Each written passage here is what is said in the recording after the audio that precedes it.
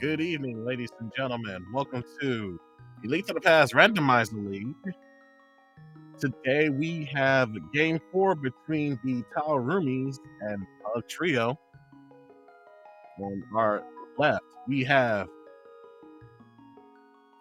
Mire versus, on the right side, Solski. And this will be a hard mode map and compass shuffle. So map and compasses are shuffled around. We probably won't be seeing much map checks today, as our runners will be using whatever compasses and maps that we acquired to figure out the locations of it.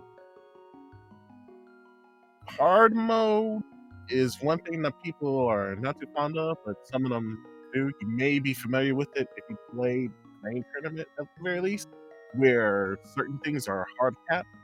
That means our runners will have a certain amount of hearts, certain amount of swords. They will only have the first bow, and then they will only have green mail. Anything afterwards, as far as upgrades goes, they'll get 20 rupees along with those categories. And we are off.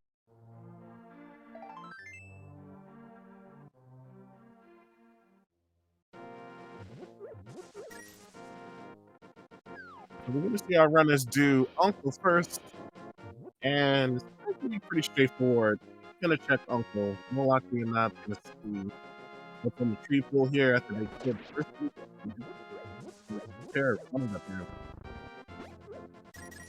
And we get 5 rupees for the first tree pool tier 1. That's not that bad. I mean, you can always take the time to farm some more money just to get enough for bombs to go into Kakarika Village. We get a piece of heart in the treasure chest, and Uncle is going to give us today 20 rupees.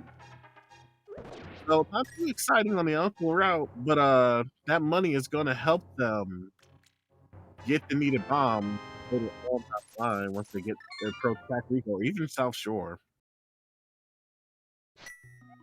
Forgot to mention this. I am your commentator today. As for Hub, I'm going to be solo flying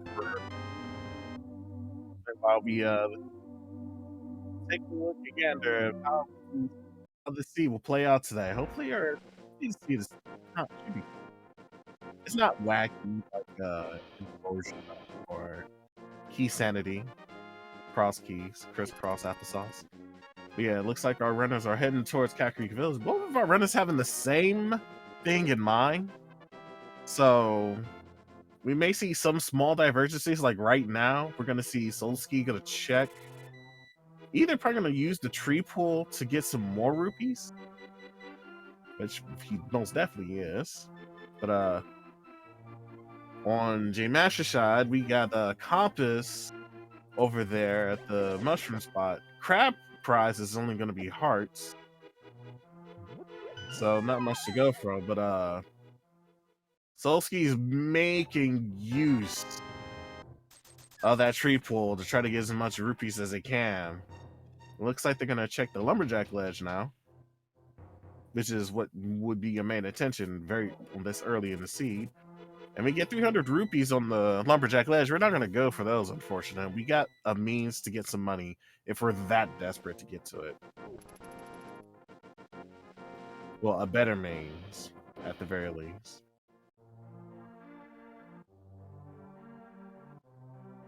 J Masher, being the first one to step into Kakarika Village, is gonna head straight down.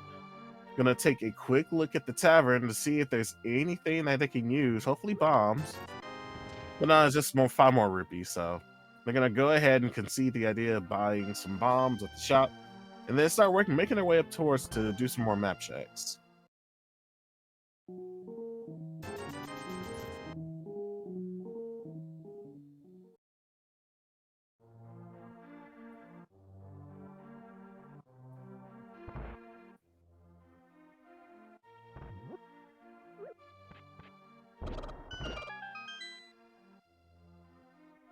And in our chicken hut, we get 10 arrows. Not that exciting, but we're gonna keep moving along. Oh, excuse me for one moment.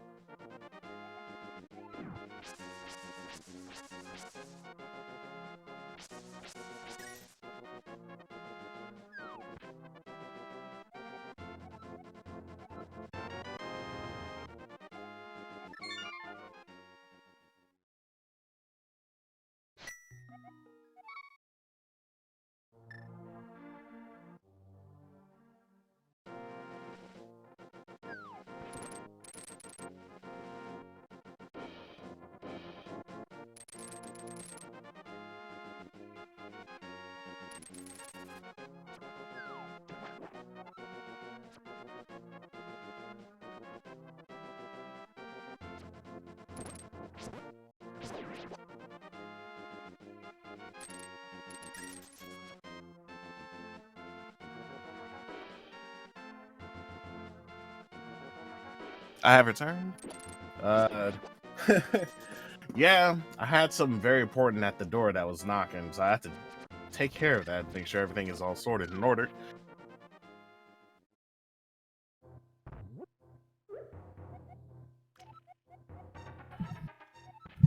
But yeah, how is the microphone right now? I just now noticed in the chat saying I was kind of off here and there, but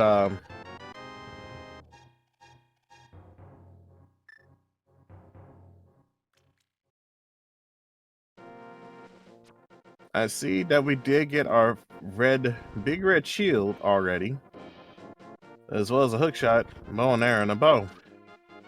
So yeah, from the looks of this is definitely, well, this is definitely, of course, an Eastern Palace play. You have the bow, why not? Go right in there. There's no big key shuffle or key shuffle in this seed. Even if it is a pendant, get it out the way. You have a bunch of checks here to take a look into.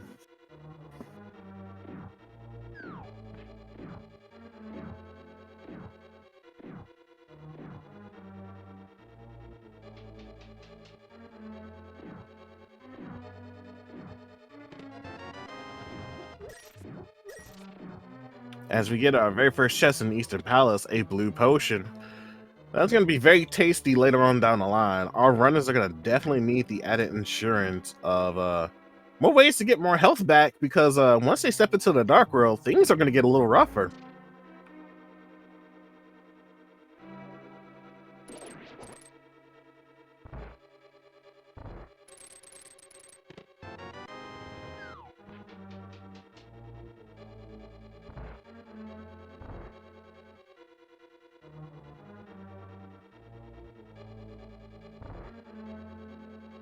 Oh yeah, I just now noticed our runners having bug net. You can't go Gomo without bug net for sure.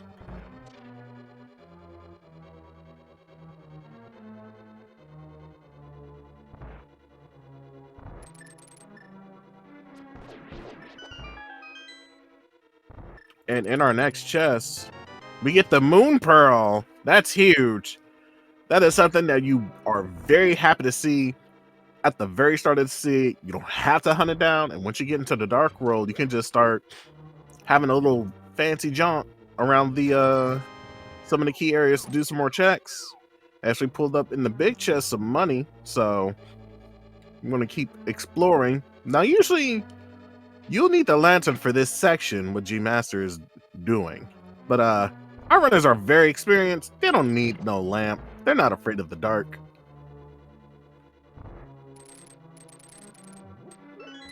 And with the hook shot, it makes this look smoother than ever. Look at that action. Although missing the enemy with that one hook shot, it was hoping to hit the smaller enemy that was in the bottom part of it, but no big deal. They got through just fine.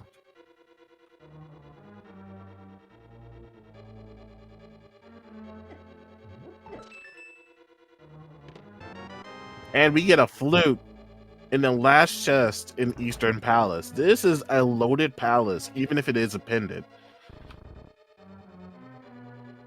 And if it could be a pendant.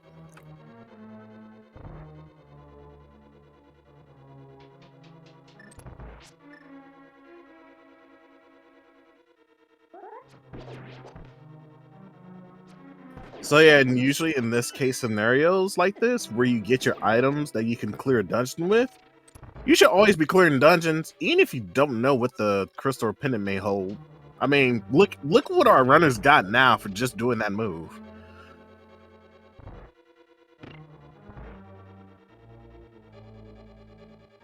But yeah, as much as I like to think optimistically about that, I have to agree with chat.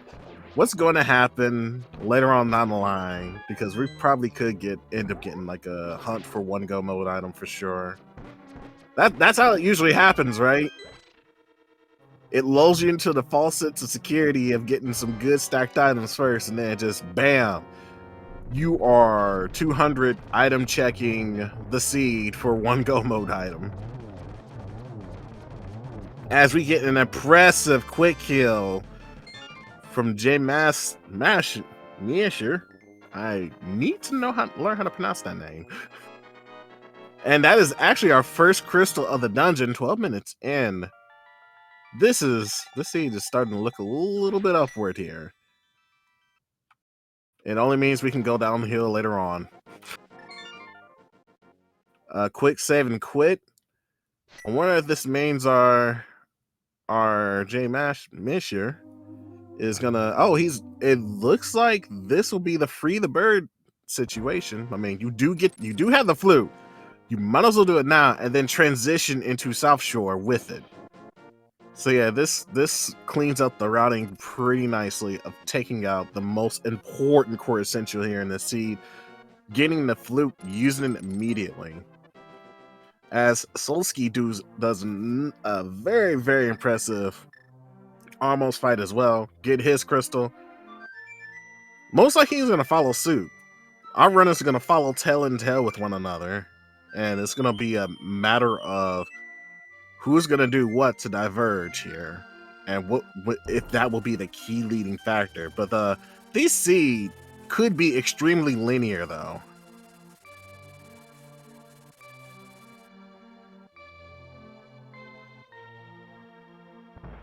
Just saying.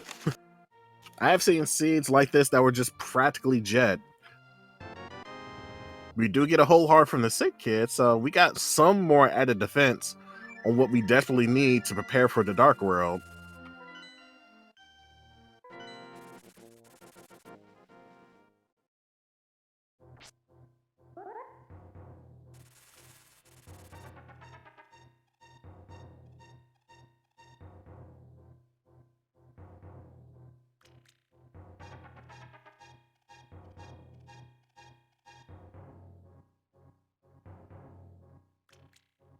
And it looks like Mire is taking his flute to the Death Mountain to get the old man. But on top of that, he's going to check Paradox Cave first before doing South Shore, which is a very interesting play. He gets bombs for his efforts for returning the old man, but that's a save point that he can get back to later on. And we get Solsky going to the desert. He's going to check the ledge. He gets to see that there's a whole heart there. He may want to get that once he has the entrance or the means to get to that ledge into Desert Palace and whatnot. But he's going to check the Agina's cave and see what's there. Meanwhile, on Spectacle Rock, Mire scouts out a single rupee. We're not going to go for that, but that half magic looks very tempting inside Spectacle Rock. Now you have to ask yourself, will you take the time to do that and get that? Mire just answered our question today saying yes. Having half magic has a lot of benefits on it, especially in hard mode. One, you don't have to rely on using a lot of blues. Two, you have yet to fight Mothula, Cold Stare, or any other the other boss fights that probably would require your magic a lot. But yeah, this is a good investment if you're going to do it, especially if you can scout it out early in the seed. Hard mode ain't no joke. Excellent bomb jump. Despite being on 1 pip of health, he's gonna have to be a little bit careful here, because unless that mountain plays nice, which it never does, he could end up just reloading right back into the entrance there. Meanwhile, Solsky's doing hula hand I have a sneaking suspicion we're going to see some speedrun and degeneracy here from him very, very soon.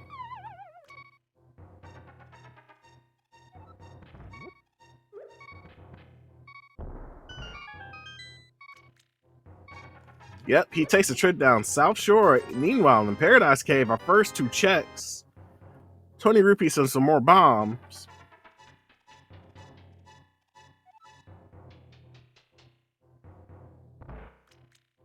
And in a mini Mordrum locked room, we are going to get a piece of heart, 20 more rupees, the mirror, and what's on the other side over there? Oh, just 20 more rupees and 10 arrows. Hey, that mirror is huge though. You can never go wrong, and this could potentially lead him to go into Tower of Hera here, which I believe is the next best motion. I mean, you want to reduce your trips of the Death Mountain as much as you can, so to do that, finding items that help correlate to going deeper into Death Mountain, just go right ahead and do it. And unfortunately, he takes a death here because of the dead rocks are being dead rocks. Meanwhile, Sosuke didn't really find any. Well, he found the gloves, and that's the second piece of the puzzle for getting into Dark World. So all he needs now is another glove upgrade or the hammer to get into Dark World. Also has another bottle to use, which is also excellent.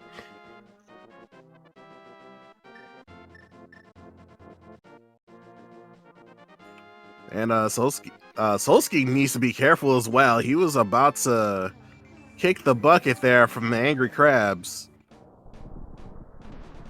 And I agree, 20 rupees for the stun price is amazing to have. As we get the hammer and ice cave, we have our access to Dark World.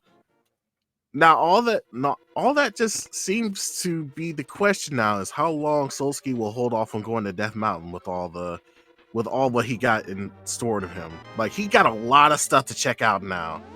Meanwhile, G-Mesher going to Tower of Hera.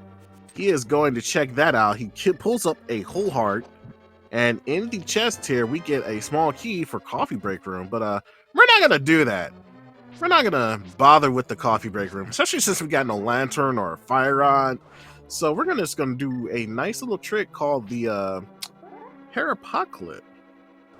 We gotta position ourselves in a way. We gotta use some bombs because we ain't got no boots, but that's okay. And then we line ourselves up in a way to clip into the pot and fall down it just like so. Moving any other way though will hard lock us, and we'll have to just restart that all over again. But thankfully for that, the Mesher gets through it cleanly, pulls up 10 arrows in the previous room. He cannot go into the big chest because he ain't got no big key, which is probably locked behind the coffee break room. No doubt about that.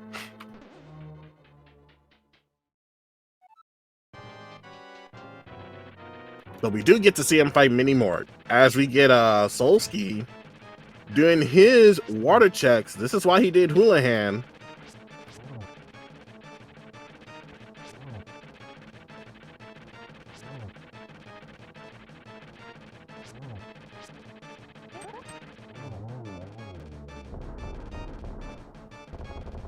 I believe he did.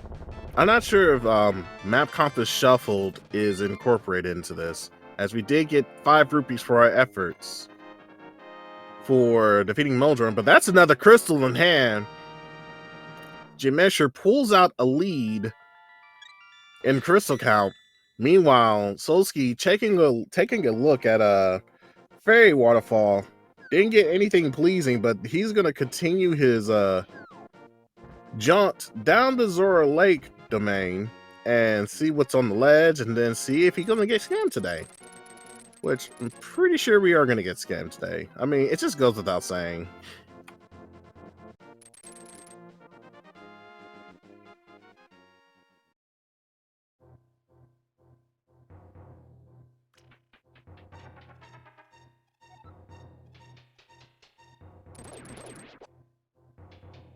And Zora gives us for 500 rupees a small piece of heart. It's not even a whole heart.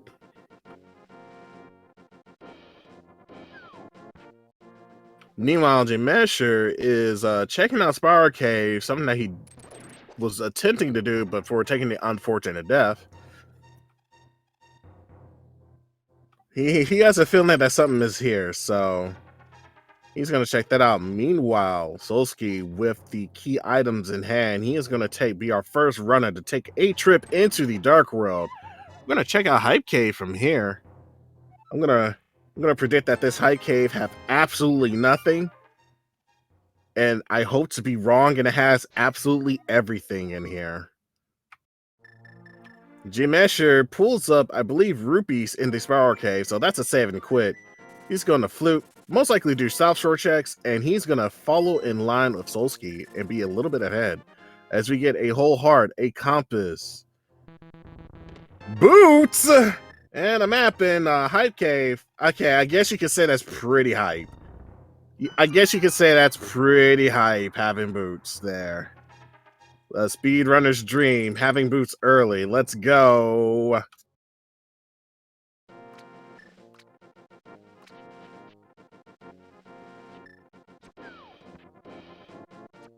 Turtle Rock and Eastern Palace are our red crystals today here. So that means we have to look for that ice rod.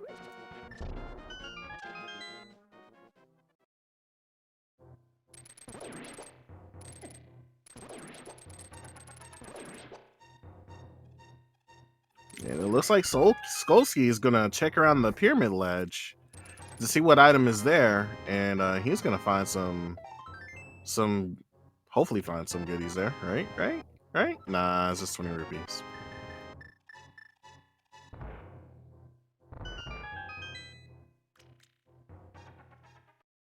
So yeah, Jamesher going to have his access to Dark World. He is just no. Okay, now this is a problem. He fluted away and skipped out Ice Cave, which has his hammer.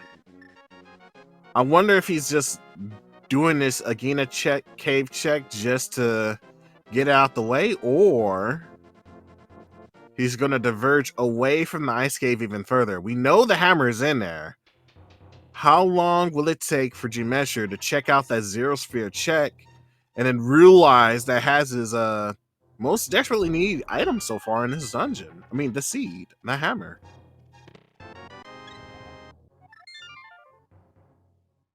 Meanwhile, Catfish, he will give us a whole heart. That is welcomed more health in this hard mode seed. We do need more health because we ain't gonna have any more mail up. We ain't gonna have any kind of mail upgrades.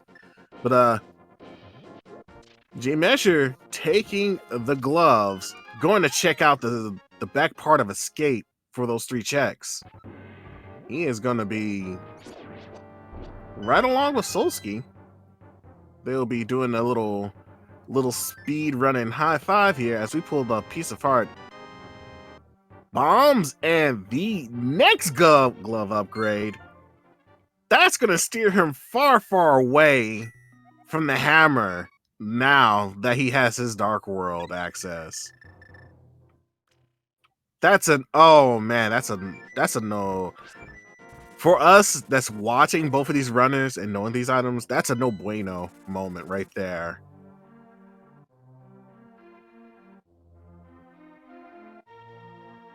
That can't be good. Meanwhile, Solsky is doing the Death Mountain climb. No, wait, no, this is Dark Cross. What I'm doing. All these dark rooms look the same. I guess you could say I need the lantern to see where they're at right now. But they're checking Dark Cross and seeing if it has any kind of item in there. But we get 20 rupees from there. Not really worth it. But that's okay. That's a check out the way at least.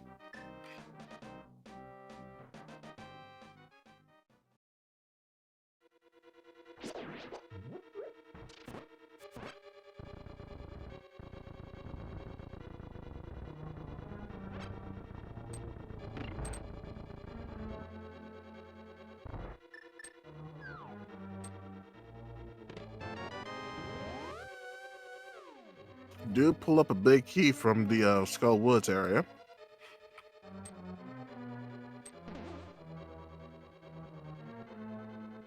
Meanwhile, Solsky pulls up a piece of heart, and he gets himself another bottle. This is good. I approve of having more bottles in your hard mode seed. That you just spontaneously find.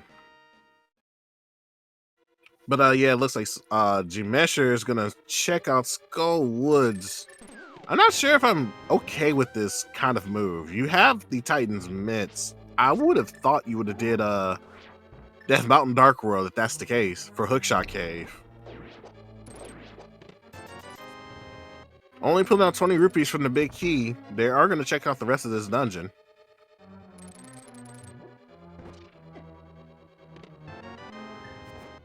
He gets a B in a bottle. Hey, that's our 4 bottles right there. If Solsky decides to dip into here.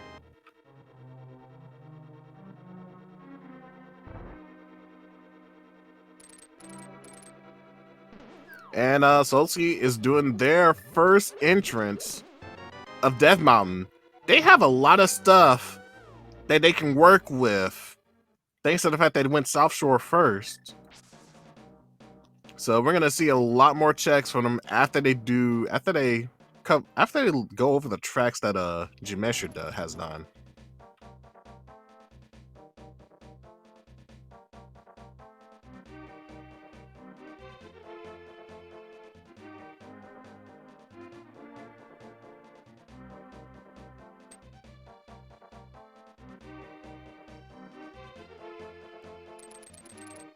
Excuse me, sir? Sir, just...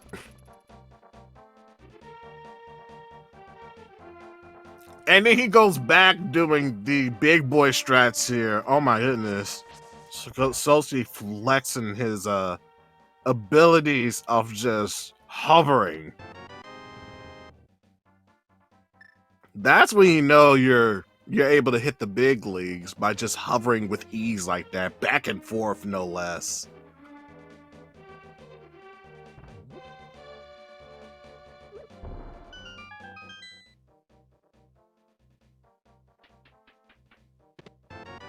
We do get a Quake medallion from G-Mesher's side.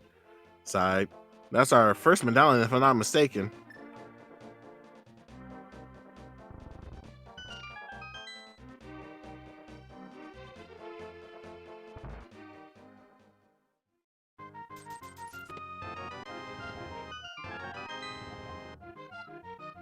Nothing much so far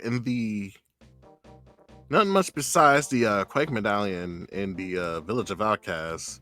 So we're gonna take a quick look into here, into the Thieves Town dungeon.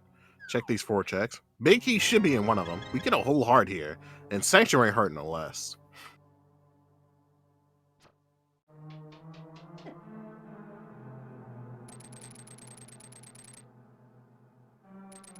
And this is what we are talking about with Solsky having much more to work with. He's going to go ahead into the Dark World from here.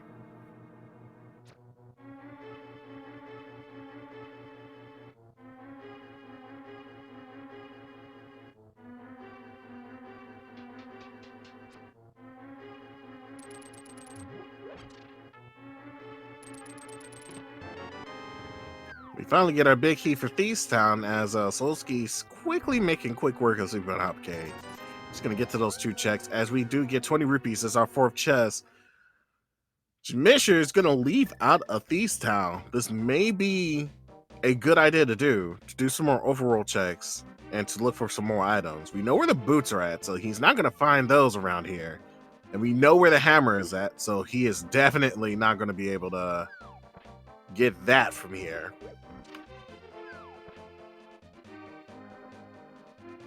Our entry for Turtle Rock, though, is going to be a Quake medallion. Solsky is going to go into there pretty soon enough once he gets to some more arcane and his 2 rods, for sure.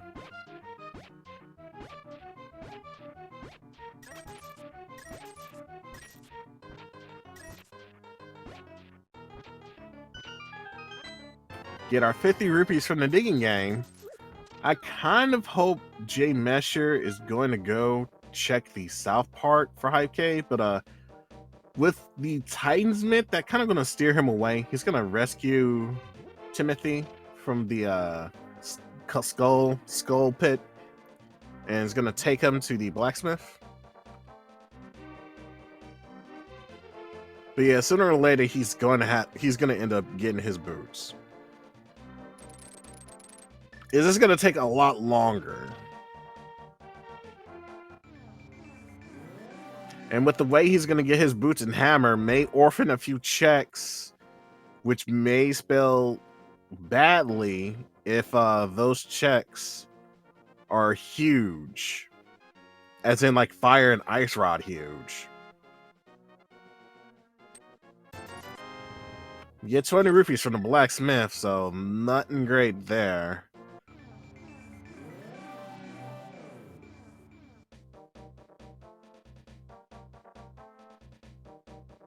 If I'm not mistaken, that ice rod has to be in Super Bunny Hop Cave, or Hookshot Cave, yeah.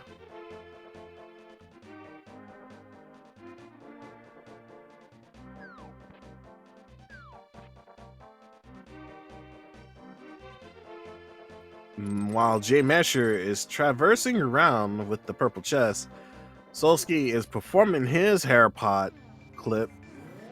Go use this green potion from the looks of it, but he ain't got nothing to use magic on, except for that ice rod. There we go. And I don't think. Okay, yeah, he did catch this. He did get his fairy, so he should be good to go. Adding insurance can go a long way here.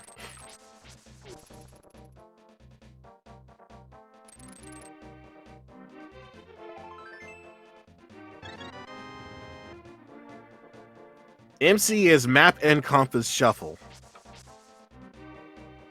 In case you're wondering, so I'm pretty sure the item counts here are scattered as far as dungeon goes, so our runners will have to take that into account if that's what you're wondering. Meanwhile, Solsky is hammering down Morty in quick fashion, no less, showing us the difference between fighter sword and hammer. And we get 20 rupees for the purple chest. So this obviously with Jay Mesher going back into the dark world, this is going to be a hype cave entry.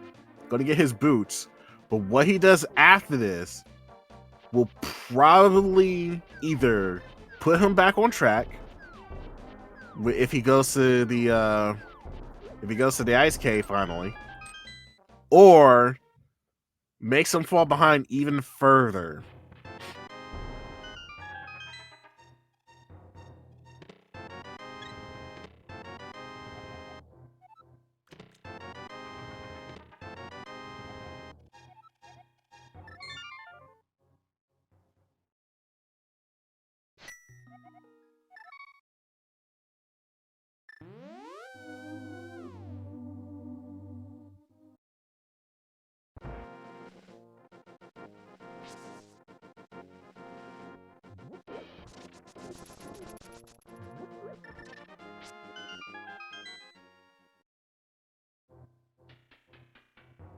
So, opting out in Ice Cave, he goes checks King's Tomb and gets money for his efforts.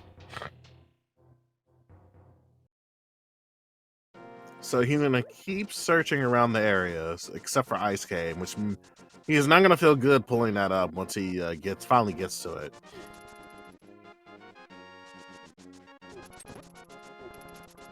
Meanwhile, Solsky is going to take a dive into Skull Woods, probably not in the intentional way. He probably fell down there on accident.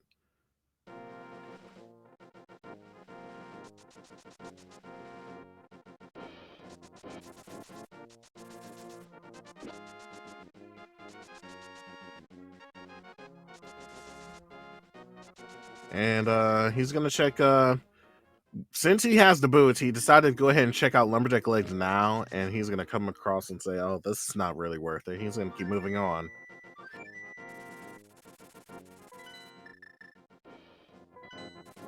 He goes to the desert. He's going to Mire into the desert this way. And he'll get his whole heart once he checks that out. He also going to scout out Mire, but we already know that requires bombos.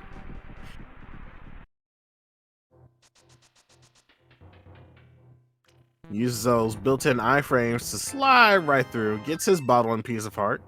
He's going to also be able to check the checkerboard cave, so he's going to do that soon enough.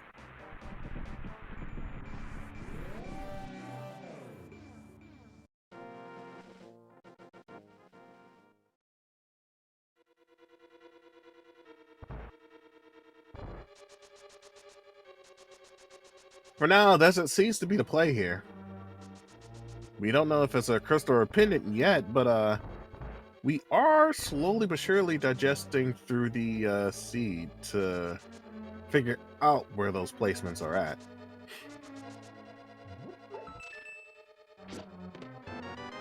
We do get our big key, so we can fight the boss. Well, actually, no, we can't. We ain't got no lantern or fire rod for that matter. We gotta have a light source before we get access to the boss fight. Which I'm pretty sure is behind the chest, right? Nope. Just a small key.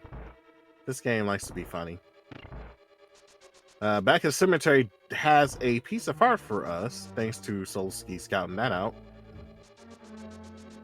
And this looks like going to be checking all of the light and dark world areas of the top part of Hyrule. Not a bad idea to do. We get 10 arrows on the right side for the first chest. And we are going to see what's in here. 20 more rupees. That's not something we want. We're going to have to leave here. And we're going to have to check elsewhere. But before we do that, he should... Oh, I guess... Well, you know, they do have a lot of hearts. So I'm pretty sure they're comfortable with it. And by a lot, I mean efficient enough to be able to deal with hard mode. We do get our flippers in the checkerboard cave.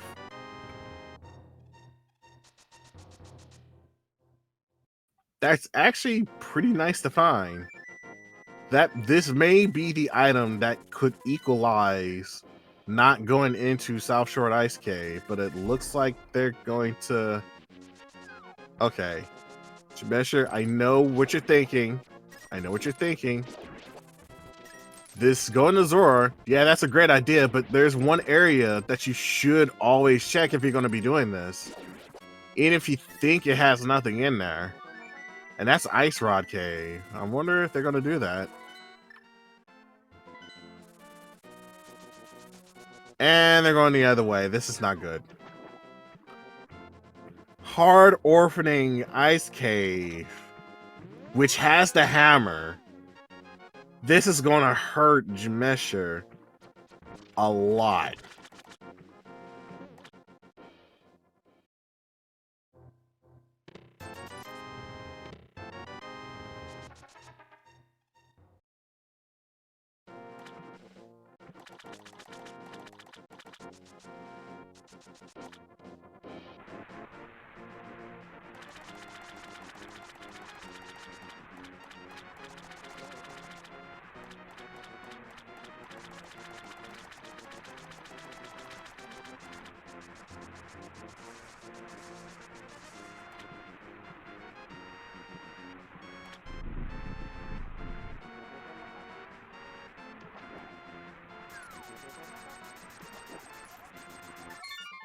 While our runners are crisscrossing, do give them a follow in their respective channels for doing an excellent job working on the seed.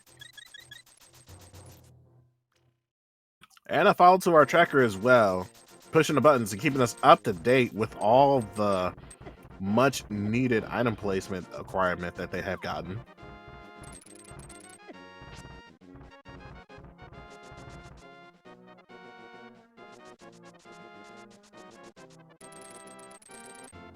And yeah, with the hammer in hand, Solsky is going to dive much deeper into the Thieves Town dungeon compared to Jemesher. As Jemesher's now going to do the play of going into the Dark World Death Mountain thanks to those gloves.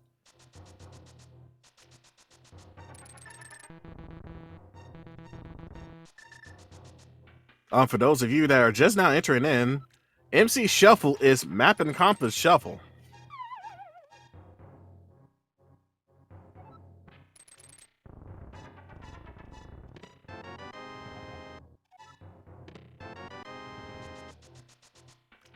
And I do believe that was the Ether medallion that we just pulled up from there. No, wait, no, that was Bombos.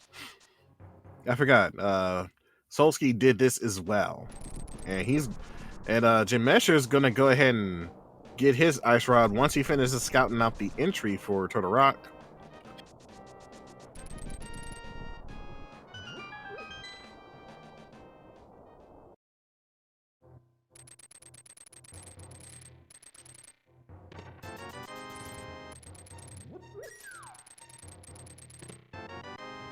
There's his ice rod,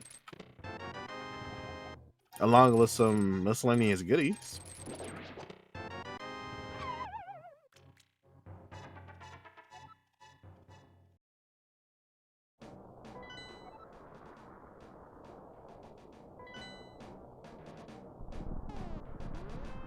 I believe Swamp Palace was a green pendant, as well as Ice Palace was a pendant.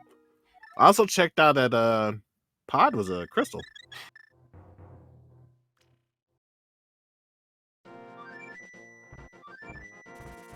All right, Jamesher, are you going to go to Ice Cave? No, you're not. Oh no. The lead continues to grow as Solsky does his Thieves Town dungeon boss. Gonna follow the script. Will they follow it to a T is entirely up to him, but looks like there's gonna be a little divergence, but not that much of an issue, thanks to the fact that they got the cape. Making this fight easy as pie. 20 rupees for their efforts, but they get the blue pendant for their efforts. I believe that's pendant of power, right?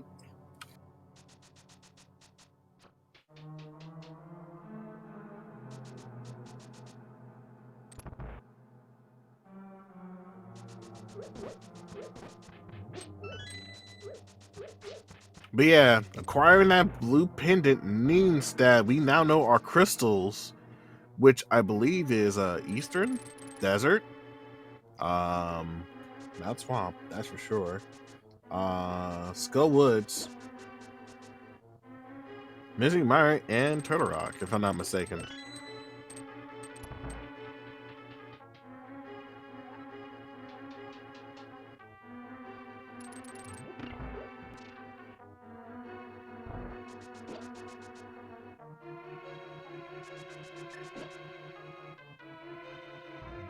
Now, thankfully for Jamesher, despite not having a hammer, they can probably breathe a sigh of relief, not having to worry about the big chest yet, because I don't believe Solsky pulled up anything super important in there.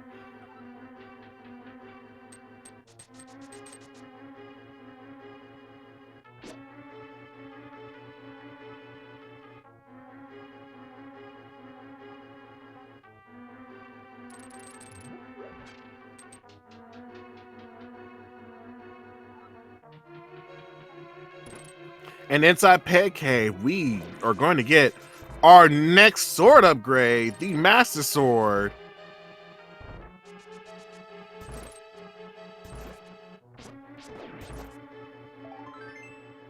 Depending on how Jamesher runs the seed, he may end up hard orphaning Pet Caves as well.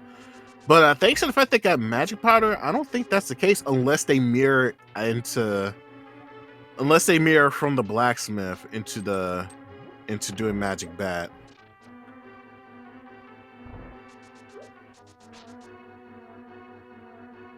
As our fire rod is in Magic Bat Cave. That is our fire source. But not only that, Solsky is gonna start working towards clearing up Skull Woods for sure once they turn into the blacksmith. There's no point in doing the blacksmith chain now. Now that you have an item to clear out a lot of your other dungeons with. And yeah, we will be in some more Arcane Go mode in this situation right here.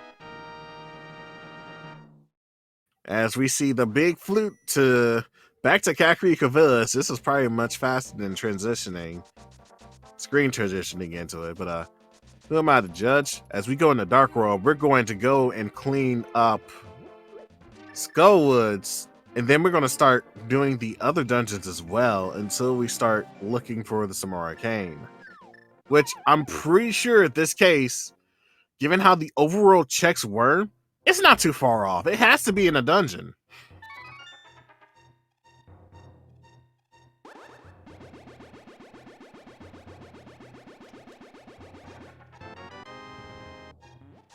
And Jamesher gets his fire rod. More likely than not, he's going to think the same thing too. He is going to go ahead and finish up Skull Woods. Thankfully, Jamesher did the back part already, so they don't have to worry much about it.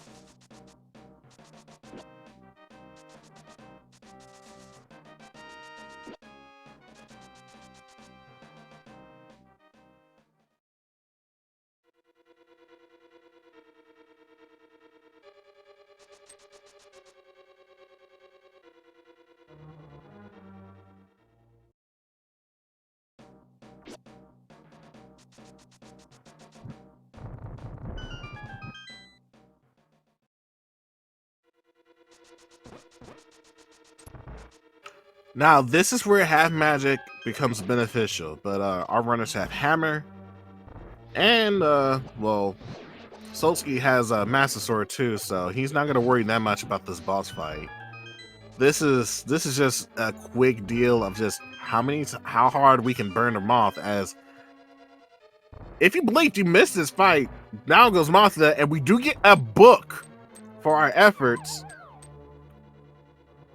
So that means we get to check some tablets and hopefully come across something. We can also check the pad, like right now if we want to, which I do believe would be the smart move to do right now, especially if you already have 1 or 2 pendants in.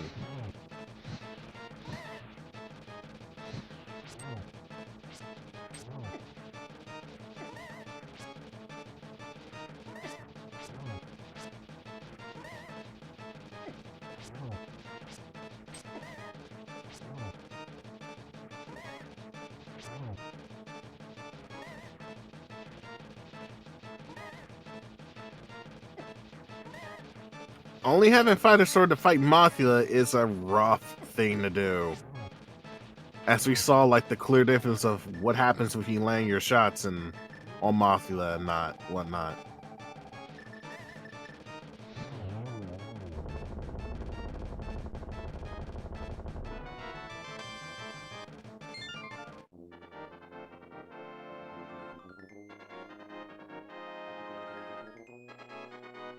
So what was behind Ped, by the way? I didn't take a look because I'm pretty sure I just looked at the chat and I just saw Ped dead. Okay, there we go. Yeah, I was making sure that I was holding my breath a little bit because that Mafia fight was getting a little tense there until they popped the blue potion. But yeah, thank goodness Ped is dead at this point, because that could spell some. Well, it doesn't really spell as much issues. It just means that our runners will have to just deal with getting flippers and going into the Swamp Palace. But we already know where that's at.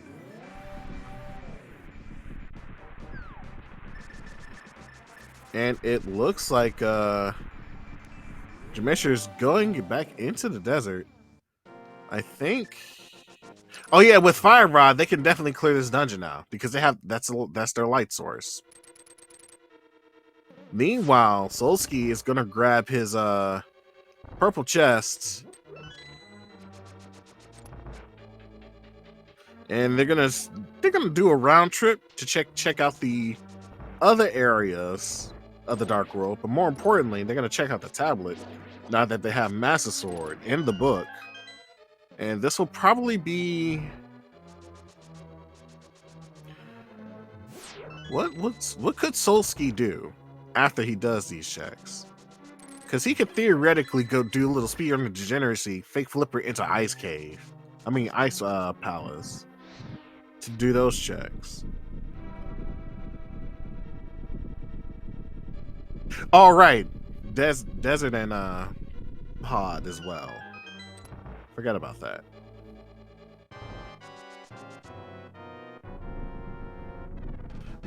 Speaking of desert, Mesher cleaning out two landmails fights. The two landmails from Cycle 1. Cycle 2, the other landmails kicks the bucket. Gets a map for his ethics, which is at Ganon for Ganon's Tower, really? But that is our next crystal acquired in this seed. It may not look like it. Not having hammer, he is still keeping up the lead in crystal count when you think about it, which is pretty amazing.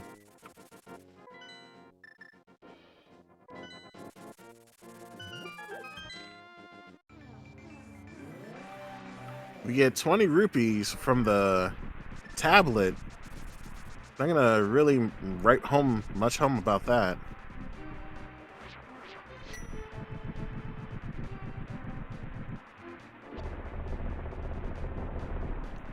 I am sensing a double dip action from Jamesher if Kane of Samora is not here.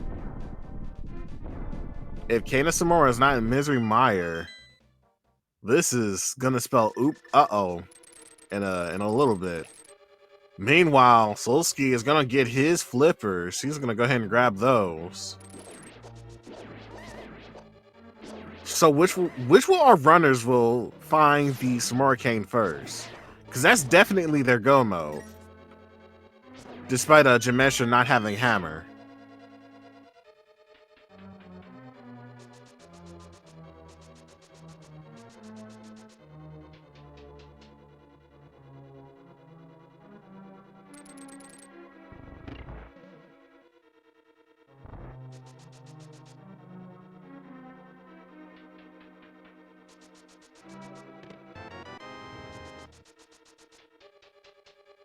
Still have yet to find it in the Misery Mire, but here's hoping it may be there.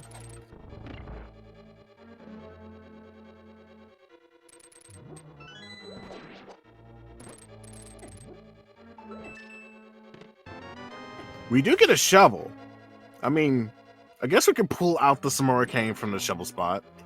That could be the case.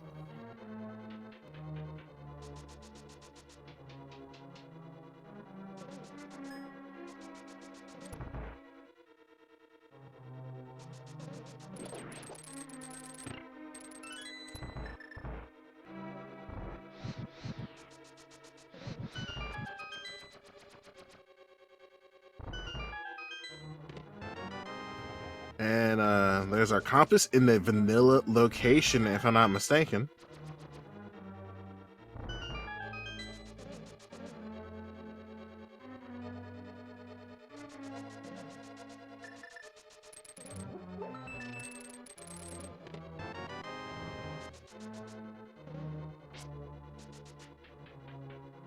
Excellent door extension glitch from Jamesha right there.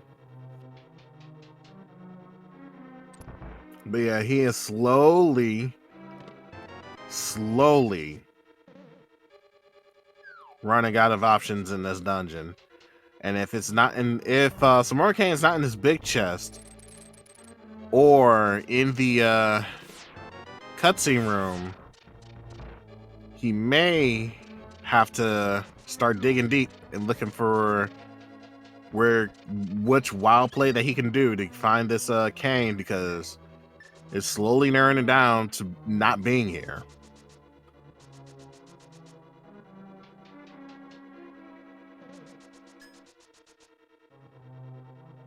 Cutscene is our last chest here, and if it's not in there, he will have to mirror out, use the shovel, see if it's in the digging spot, and if not, then time to look elsewhere because they ain't here. Meanwhile, Solski does an impressive taking out 2 Lamos in 1 cycle, and the other one goes down with no issue.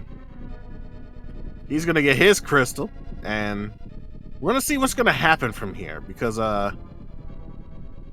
Solsi could opt in doing Misery Mire as well and dip into that, and that will help Jamesher in a way that'll allow him to catch up a little bit once he gets his hammer. But we get the compass as our last item here. The Samuracane is not in here, and it looks like Solski is doing the same idea. So no split in the times so far, but Jamesher is still behind because they ain't got the hammer, and they're just looking for they're looking for that and the Samuracane at this point.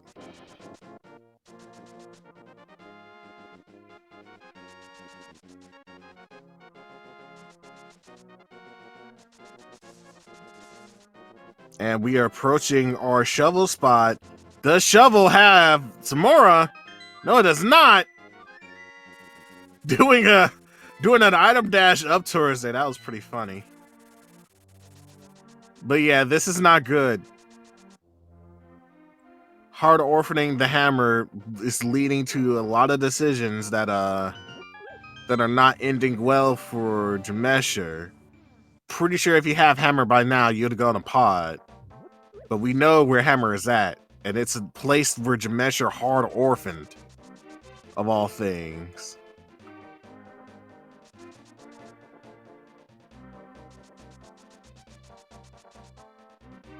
No runner has dipped into pod, but Solski is going to be the first one to do it once he finishes up checking Misery Mire.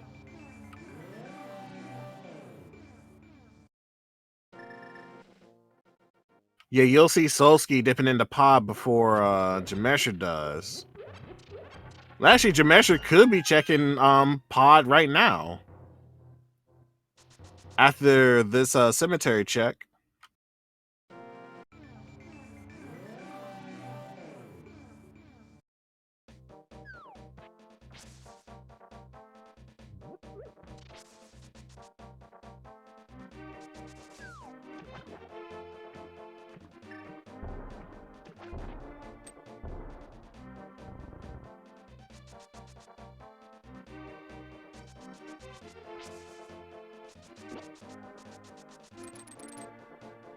And Jamesher's going to take the time to pay a visit to Catfish.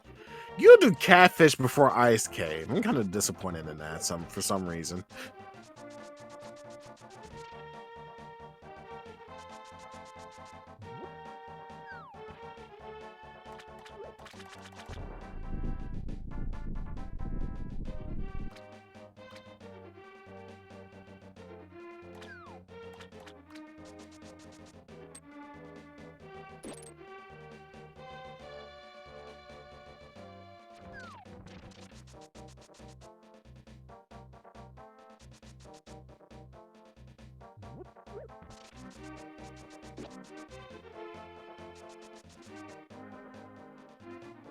So funny enough, Solski did the cutscene chest much earlier. So getting the left side of the dungeon out the way, they're gonna go ahead and get the right side out, and then they're gonna mirror out and then start checking elsewhere. But I feel like both of our runners gonna run into pod at the same time. But the difference is Solski would have his hammer, so he can finish pod at that point, while Jamesher will have to still look for it. And he feels like that's an escape. Neither our runners have did escape, so I can respect this play. And if I was in this situation where I have yet to do escape, I would have did so as well. but typically I usually do escape early in the seed, to be honest. Also, did you know blue armor knights are easily defeatable by the ice rods? It's kind of weird.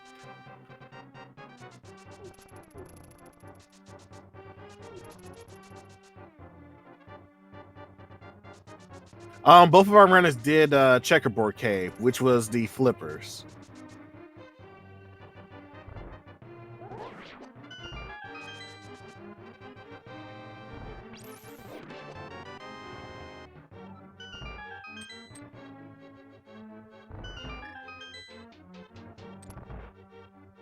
Solsky, gonna be the first one to enter in Palace of Darkness. Meanwhile, Demesher is checking out Zelda's dungeon. Zelda's dungeon could potentially have Arsamora Kane. Let us see if that's the case.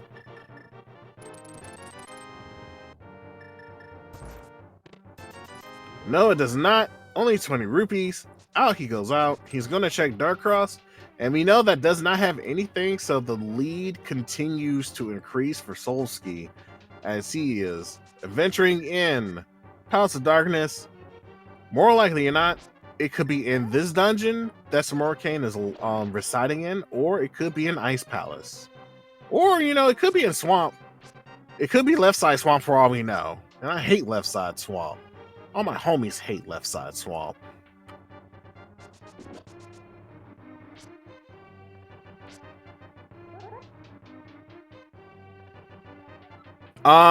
If you're in the dark world, you can still mirror into the light world blacksmith by going to the other side of the peg.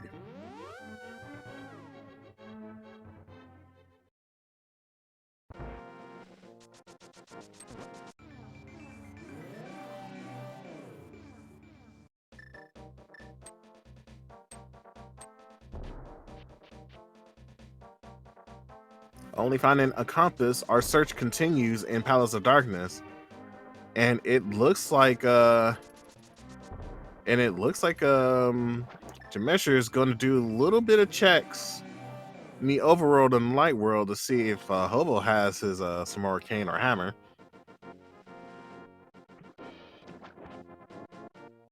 Get a small key up at the big key spot pod, which I guess is fine, kind of. We get another small key at the bottom part of it. So that means we gotta check elsewhere. Most likely the back part. It has to be the back part, right?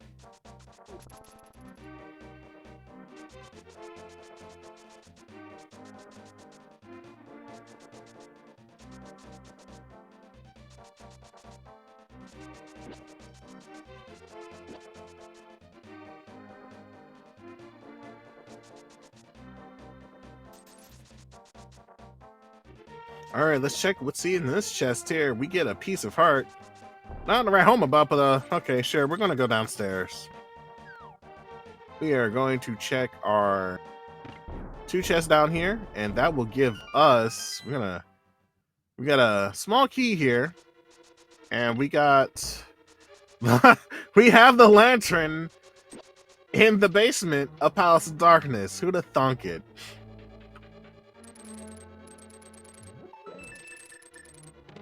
Go figure with this seed.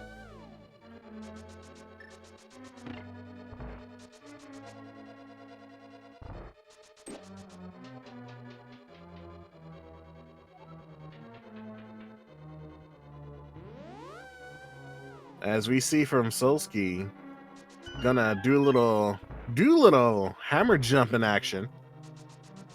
Hop, skip, and a jump. You need the big key, which is on the in the Darker Maze itself. Meanwhile, Jamesher is now in the Palace of Darkness. He's gonna do these checks. We are not gonna be getting the Samora Cane here anytime soon. There's our big key. Gotta go back to the big chest. And we'll see what we get from there. It could be the Samora Cane. It could not. But fingers crossed. Let's take a look and see. In here we got a map. Okay, game. Sure.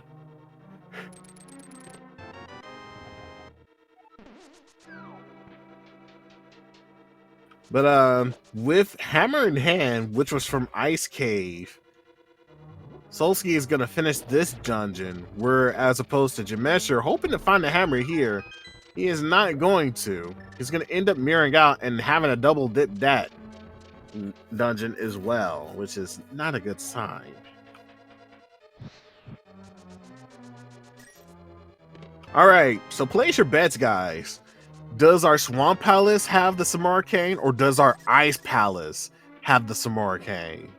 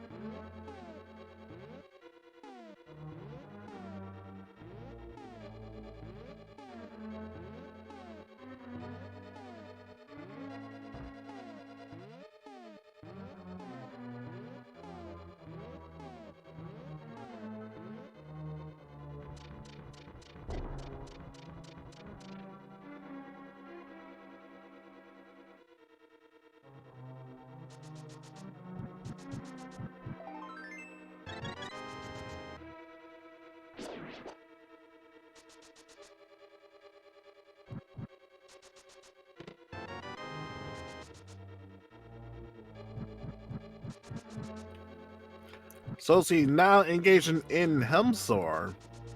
Gonna crack that mask open.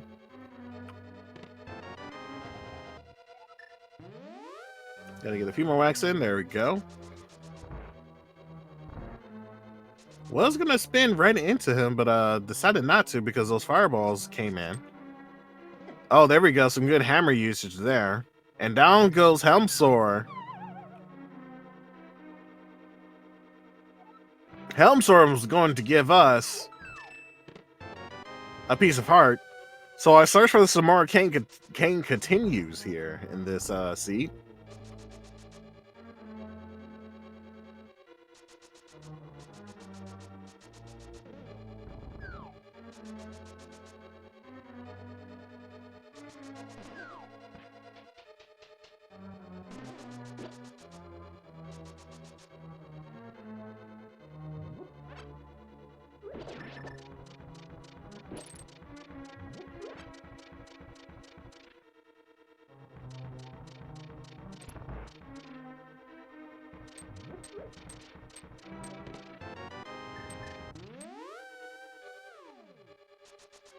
And it looks like Solsky is going to go into Swamp.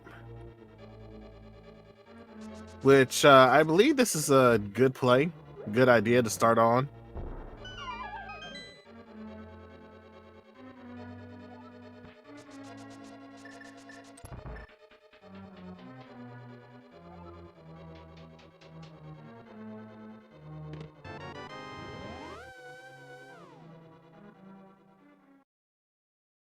But yeah, Jamesher is gonna mirror out. He is going to go. And Flute, he's more likely gonna dive into one of the two dungeons. And it looks like he's gonna dive into Swamp. So if he does find some more arcane, he will most likely. Oh wait, what's this?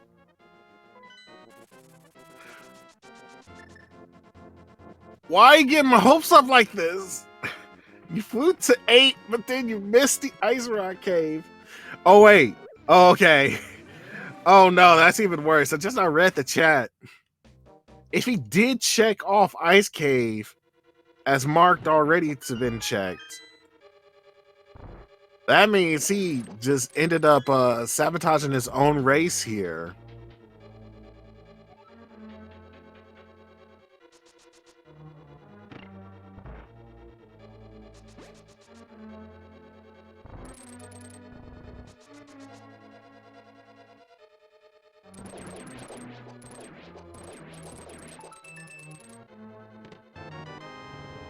But yeah, the big key in Ice Palace for Jamesher, we won't be able to do Ice Palace, the famous icebreaker glitch, which breaks open this dungeon up wide. But we get the next best thing, and that's Ice Palace bomb jump. Meanwhile, Solski is in the Swamp Palace, looking to see if some more Arcane is in there. We're gonna find out soon enough if one of these two dungeons have our main ingredient today.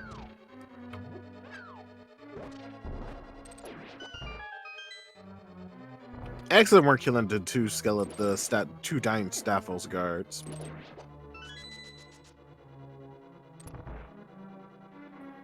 And nothing yet so far, and Solski is gonna go into the back part. He is going to beat up the boss first before he does the rest of this dungeon, which I can agree on this idea.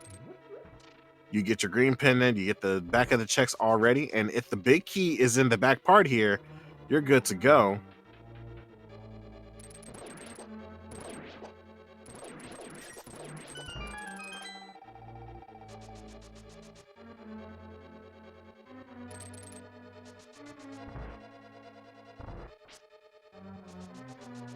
All right, here we go for Solski. We got two checks here.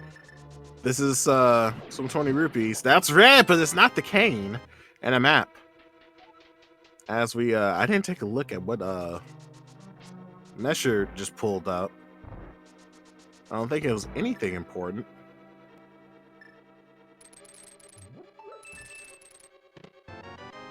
We get a mushroom in Ice Palace.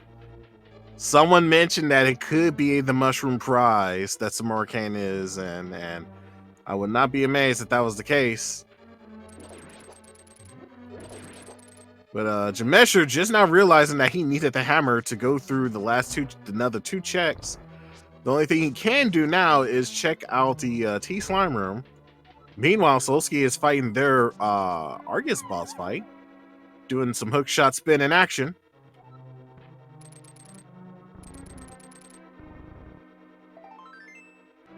The big key chest in the Ice Palace only giving us a piece of heart. This is slowly looking bad for Jamesher even more as he tries to check for hammer and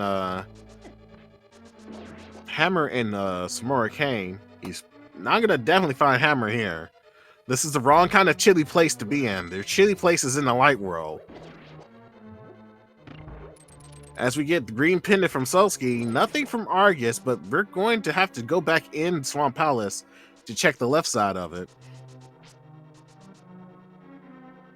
And in T Slime Room, Jamesher is going to pull up a whole heart. And that's not going to give us anything. He's going to leave. He's going to go to Swamp next, if I am picturing this correctly. There's a flute. And he is fluting to the witch's hut. Gonna turn in that mushroom first.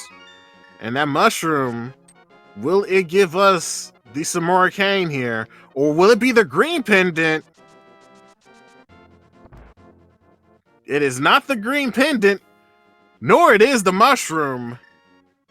Where could our Samora Cane be? Spike Cave, perhaps?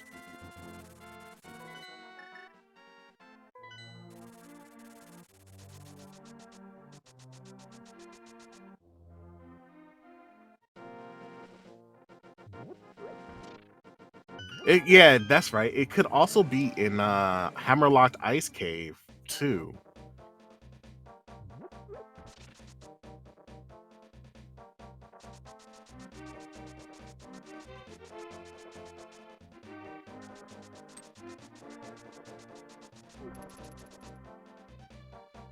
I don't think, did Solski check left side swamp? No, he did not. This is the deliberate skip of left side swamp. This may, if Ice Palace Hammerlocked areas does not have some more arcane, this could mean Jamesher could pull out a lead if he can just manage to get the if he manages to do left side, then check out Ice Cave afterwards. But I think these are the last bit of checks our runners need to do. for the Samora Cane because Samora Cane is locking 2 crystal dungeons off. And they have checked nearly every other dungeon as well as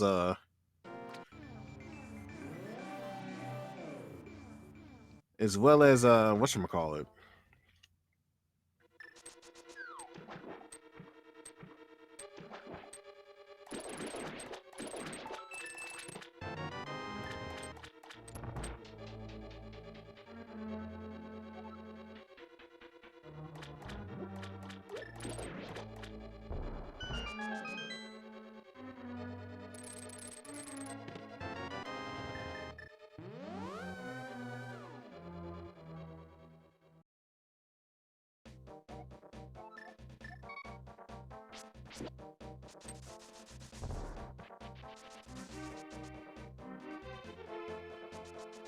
Pedestal only has 3 bombs.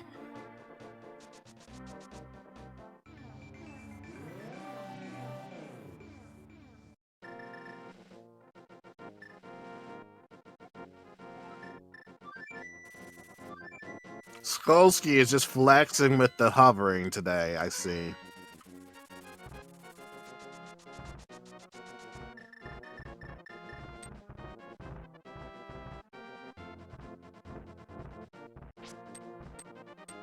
He didn't have to hover, but he did it anyway.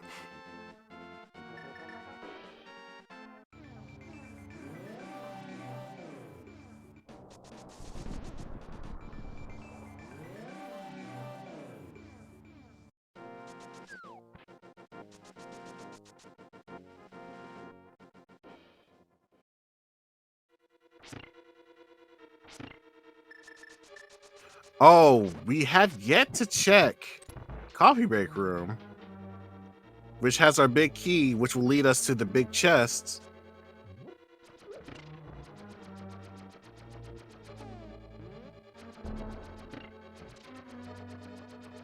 Meanwhile, Hammer Check Room, let us see for the moment of truth.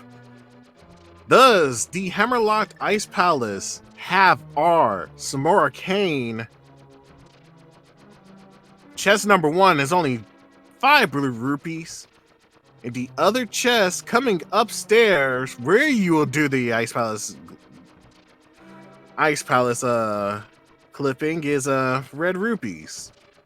So no, Ice Palace is not the answer. And it looks like it could be Jamesher pulling up the ice rod in this dungeon. Once they get the big key, they just need to boogie on up into the onto the big chest room to get their big chest opening up there.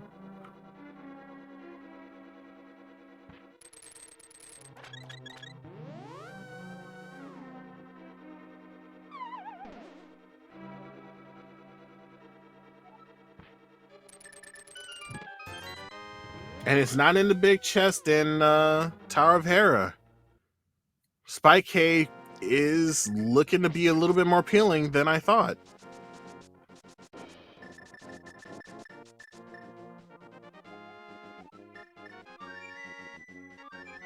Or, you could just skip Spike Cave, You can just skip. Oh, wait, no hammer. That's right. I forgot. You need a hammer to get into Spike Cave. Good lord. This is what happens when you don't have Spike Hammer for 1 hour in.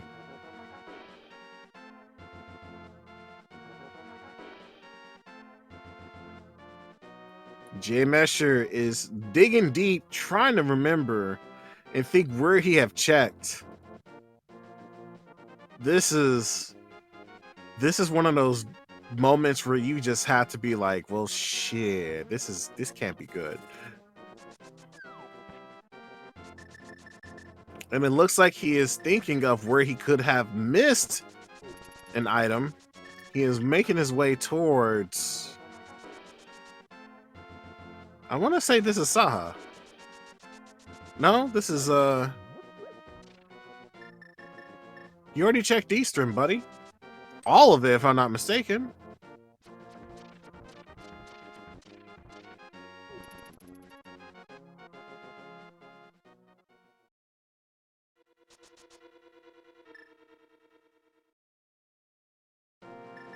Yeah, this is not good. At least the compasses will tell them how many items that they pulled up from the dungeons.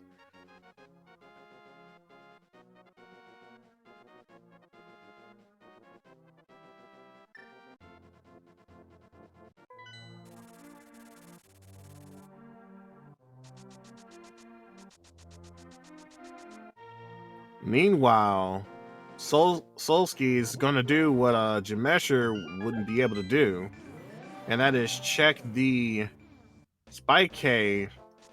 Does Spike Cave have Arsenal Arcane? Yes, it does. And in 1 hour, 22 minutes, Solsky is now in go mode with the Cane of Samora.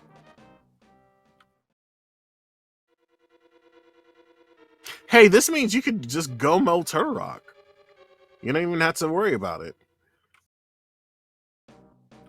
And for the record, yes, this was a hard last item location.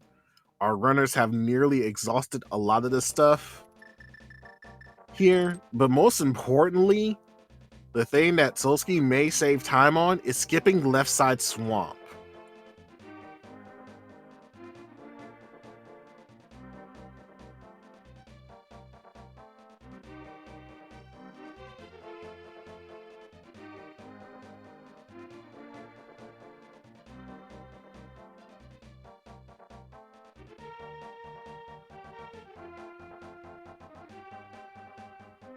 Hammer's in Ice Cave, by the way.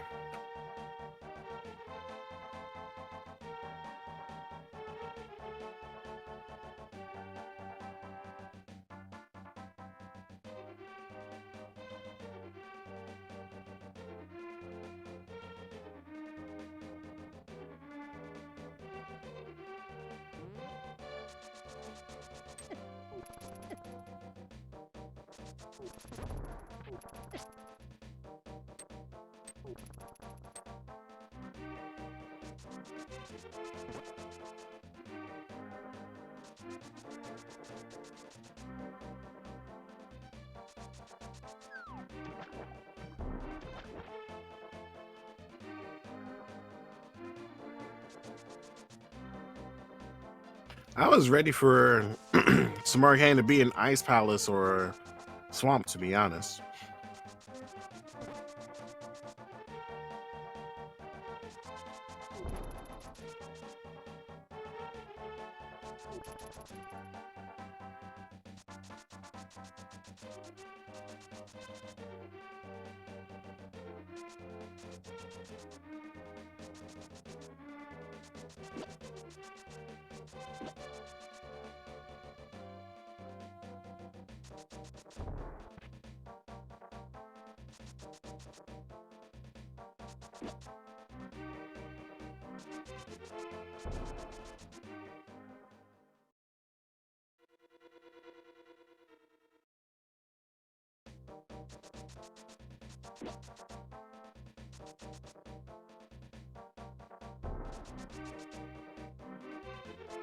Excellent use of the cape and spins to finish this up, shooting some arrows into the eye, and that will be Misery Mire for Solsky. He is going to take that crystal and going to go straight up to the mountain. Going to take on Turtle Rock and be in go mode to Turtle Rock, and he's just going to blaze through it.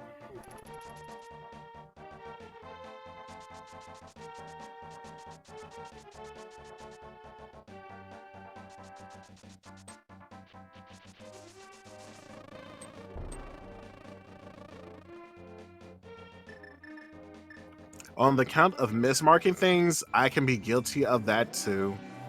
I think a lot of runners, when they're doing their runs of their seeds, have a moment where they mismarked something. So I cannot blame Jamesher for missing the Ice Cave mark. It was a 0 check.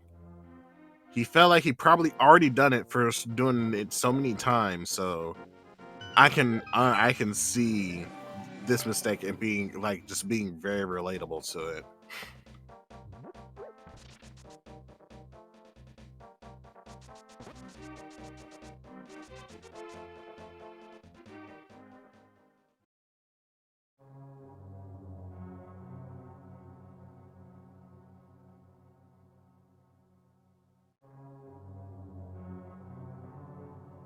He already checked the first 4 chests here.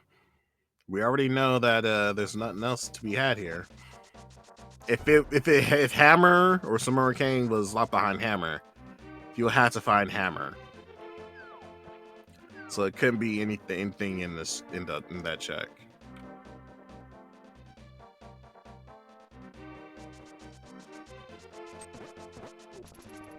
Meanwhile, Solski is stepping into Turtle Rock. He is looking to finish this dungeon up immediately now that he is in go mode. It's just a matter of looking for the big key and getting a few small keys on the side here to make sure that he gets to be able to clear it without much issue.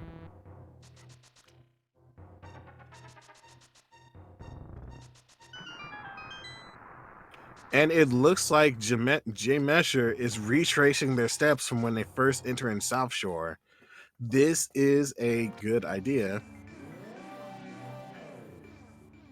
It was a compass there, so they know that they already got it. They already did this recently. They don't have any way to get deeper into the dungeon. I wonder what their intention is in going through here. Because you need the hammer to be able to open up the floodgates from the other side to go deeper into this dungeon. And once they find that out, they're gonna mirror out. You can still pick up that key though. Or I guess not.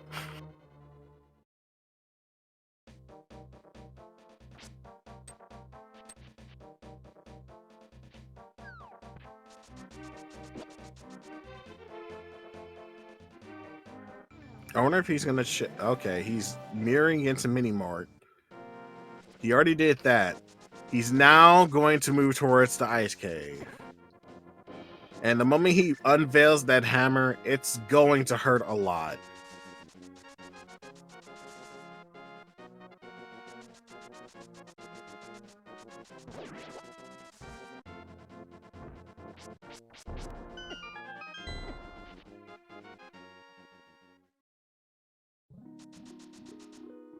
He's going to get the hammer, and then he's going to start scrambling back into the other dungeons to look for the Cane of Samora. But we know that's in Spike Cave.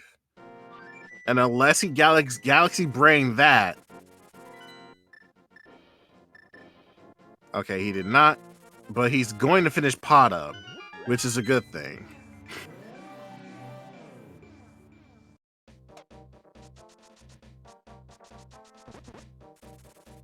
But yeah, if you're feeling very behind at this point, I would throw a Hail Mary and go to Spike Cave after this dungeon.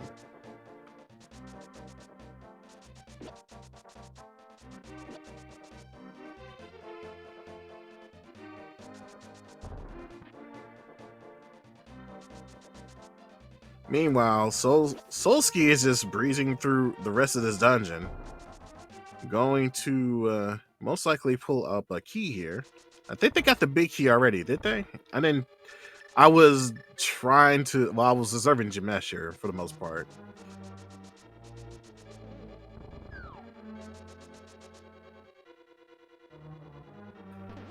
This is Solski's race to lose. And it all depends on if Jamesher just goes to Spike Cave right after Palace of Darkness.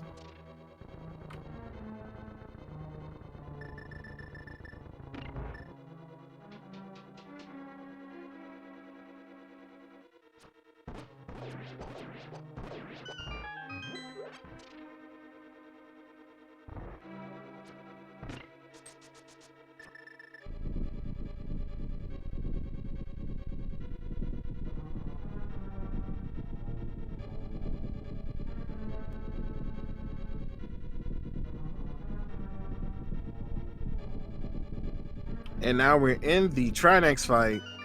Solski is gonna do some hammer strats here for us. Excellent use of the ice rod. I'm gonna switch to fire immediately before the last hit of the hammer goes down on the firehead. Ice head goes down in a similar matter.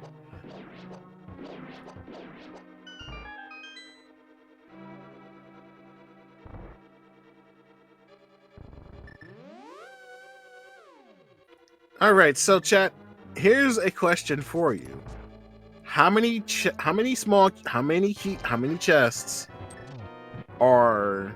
is Solstice going to open up to get to the big key?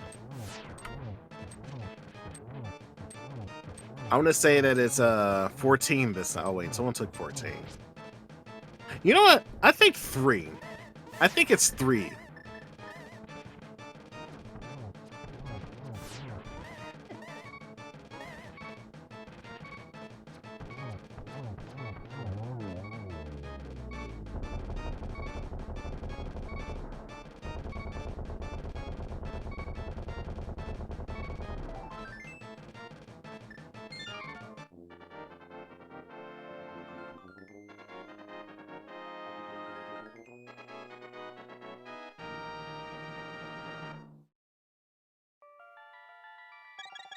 Last call for the guessing game for the big key.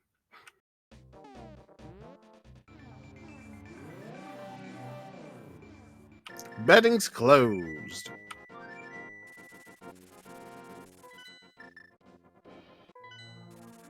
In the Hope Room are 2 checks here. We get 300 rupees and a small key.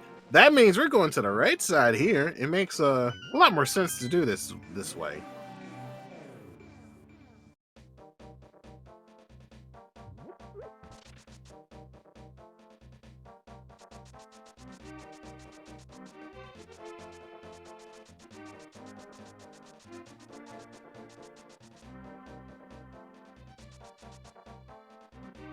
Meanwhile, Jamesher is going to retrace their steps, not having the hammer in tow. They're going to check the stuff that they couldn't get to with the hammer.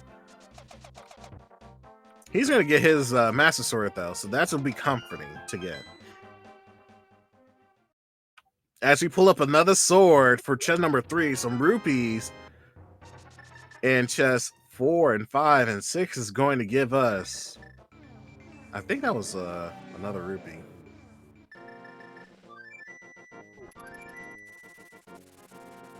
All right, checking left side, we get on the torch, which is our next check, 20 more rupees. Gonna skip that for now. Going ahead into the Dark Magician room soon enough.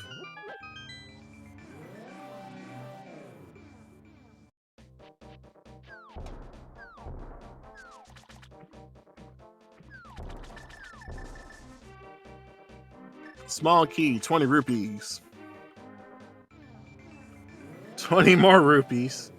And a small key as well. So, nothing in the Dark Magician room. I do believe that was, I think that's item check number 11.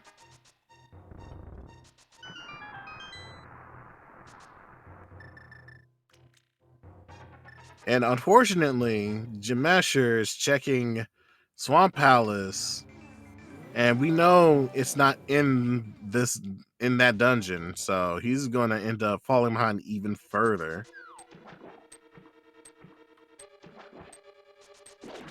Check 12 didn't yield any benefits for Solski, so he's going to keep going deeper into this dungeon.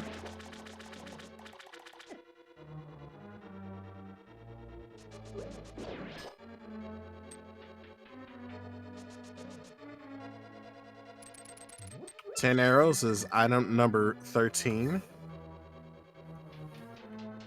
As we get into the Dark Rando room, I said Dark Rando room. It's not that dark. In fact, it's pretty bright. They got a lot of torches there, in the back part at least. 3 bombs, 3 more bombs, 20 more rupees, and 20 more rupees. Now you can tell that those you could potentially be either mail upgrades, hearts, or the bow and arrow, because they have 20 listed on the green rupee. That means that you're at the cap for either of those items in hard mode. Some food for thought. Oh man, what if the big key's on Bob chest?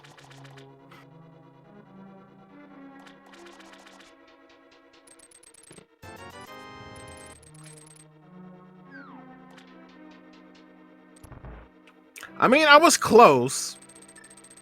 It was a key, but it was not big enough. It was not big enough to be called the big key there.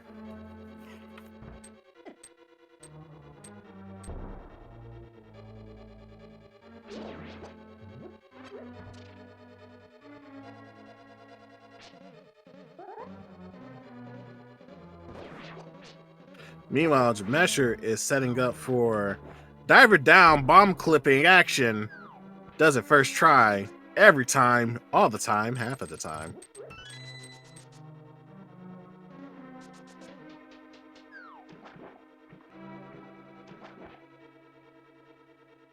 And it looks like our big key is in the tire room. You love to see it. You love to see this kind of big key degeneracy placement.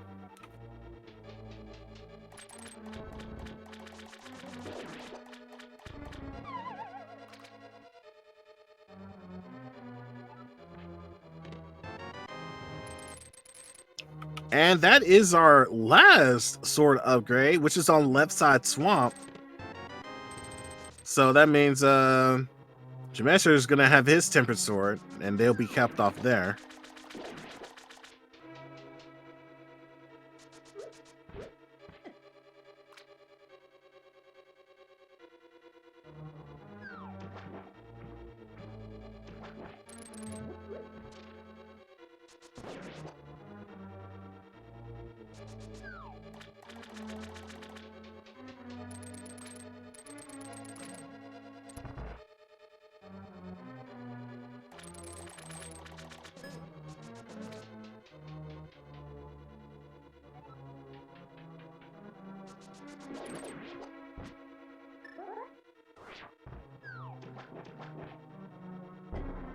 We get an excellent encore performance of Diver Down from Jamesher.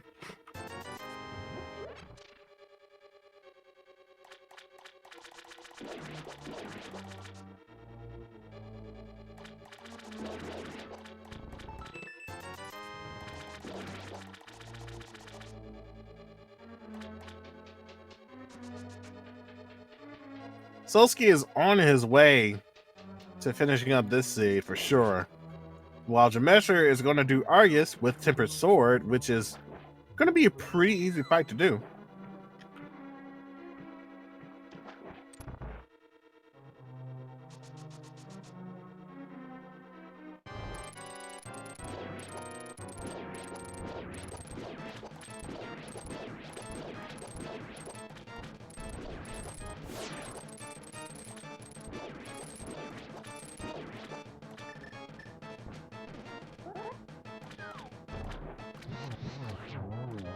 An impressive quick kill on Argus while Solsky is pushing towards to the Lamos 2 fight.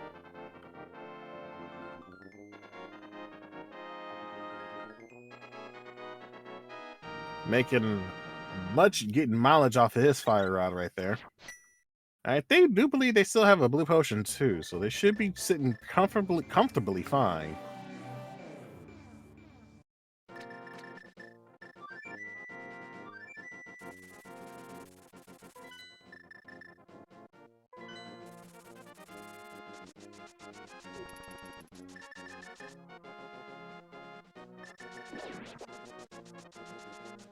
Unfortunately, unable to do the encore performance of the Whiz Rope trick. Gonna have to wait out a 3 cycle here.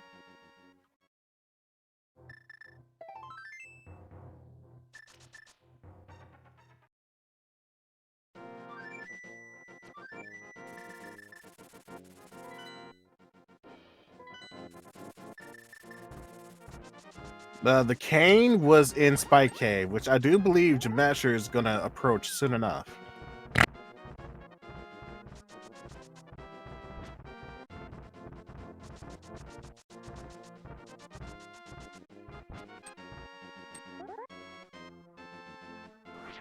And Solsky is nearing the end of the gauntlet. They just need to get through these 2 rooms and then Morty and then climb up the last remaining stairs to fight Agina 2. Aga 2. Not Agina 2. I mean, that would be very scary if the old man was able to do some trigonometry on us. But oh, we're gonna see some more hovering action from Solsky here. Who needs to fight more? We can just hover over that bit.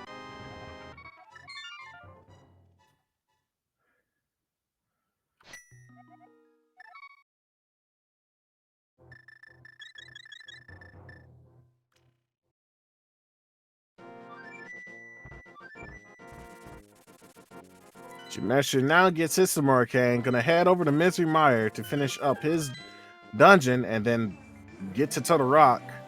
But he has quite a bit of ways to catch up because in the next few moments, Solsky is gonna finish up his Gaga 2 fight, and then he's gonna be fighting the big man himself, Ganon.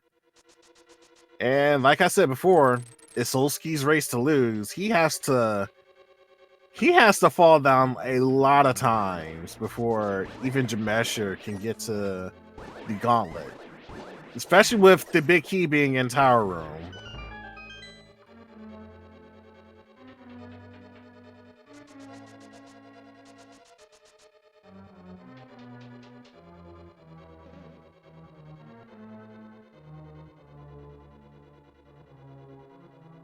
And down he goes. Solsky is going to be our first runner to confront Ganon, to be the one in the lead to finish up the seed.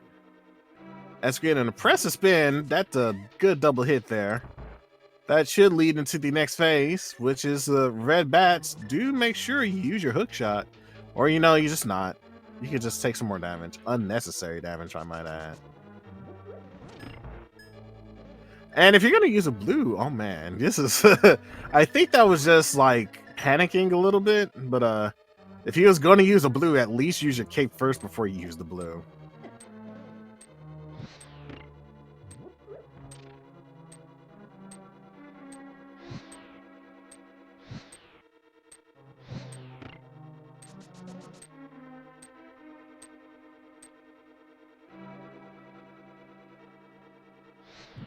Jamesh are doing the spooky action glitch.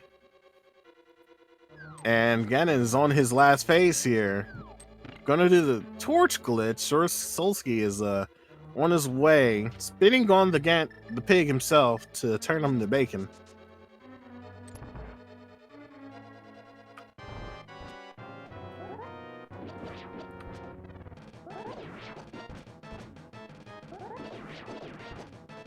And the power of the Temper Sword showing some usage there.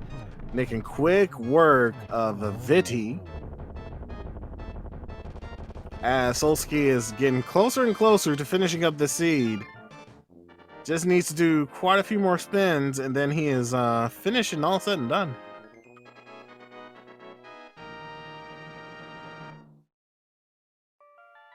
And down goes Ganon for Solsky. Give it up. Put your GGs in chat for Solsky as he crosses the bridge with a finishing time of 1 hour, 45 minutes, and 9 seconds. Solsky takes game 4, netting the victory for PugTrio against Team Tower Roomies. Pretty impressive play. Hope you're not talking about mine. It wasn't that great. As we are joined in the booth here with Solsky, GG's out there for being able to deal with that seed. That seed was being a little bit nice at the start, but like everyone and me included in chat, that just lulls you to a sense of a false sense of security before making you having to hunt really hard for an item to be in go mode. This is a tough one to figure out with Lamp essentially blocking half the seed and being MC Shuffle kind of as an added condition, I guess you could say, with like, I could be doing overworld checks and maybe running into map compasses, or I could be doing dungeons for more items kind of thing, right? So I think, the early game is whatever. It's like I got all the items. The mid game was basically I was talking to Andy about this just shortly ago, after I was done.